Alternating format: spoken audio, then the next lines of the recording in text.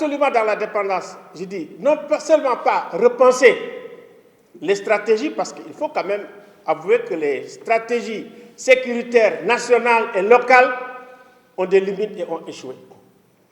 Ceux qui continuent à dire, tiens, nous allons bloquer nos frontières, cadenasser, fermer, j'ai l'impression qu'ils ne voient pas les choses venir, surtout en face. Tu le sais très bien, Bakary. Les djihadistes, ils ont une stratégie régionale.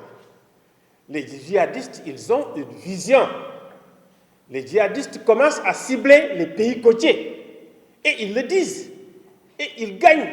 Ce qui est fort, ce qu'il faut analyser, c'est que aujourd'hui, les gens ont dit, tiens, comment il faut tarir les financements des djihadistes. Aujourd'hui, ils ont gagné des zones où c'est presque l'État dans l'État. Ils lèvent l'impôt. Ils sont en train également d'exploiter les ressources minérales, l'or. Et effectivement, si vous faites des investigations sur place, mais il y a beaucoup de pays qui viennent acheter l'or.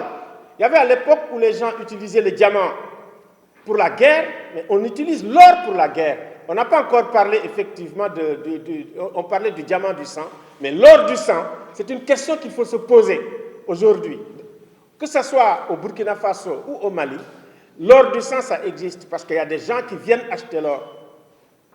Quand ils arrivent et ils occupent une zone, qu'est-ce qu'ils font? C'est de fermer les écoles. Vous avez des milliers de salles de classe qui sont fort formées. Et vous avez des centaines de milliers d'enfants qui ne vont pas à l'école. Dans les 3 pays d'ailleurs. Alors, quand vous fermez l'école, vous dites que c'est l'école. Et puis, ils ferment cette école pour ouvrir d'autres écoles dans la sous-région. Ça veut dire que la guerre du sens est un enjeu. Non seulement la guerre du sens est un enjeu, mais la guerre de la gouvernance aussi est un enjeu. Dans les zones libérées, ils vous disent, on vous assure la sécurité, on vous assure aussi les biens et les trucs.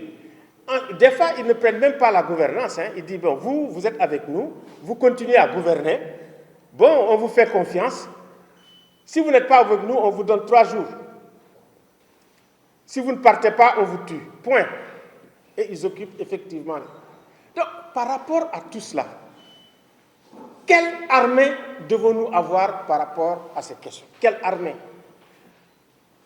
Si nous regardons les armées actuelles, avec les résultats sur place, que ce soit le Grand Nigeria, que ce soit ailleurs, en examinant les gouvernances, il faut repenser les armées africaines. Je pense que ça, c'est extrêmement important.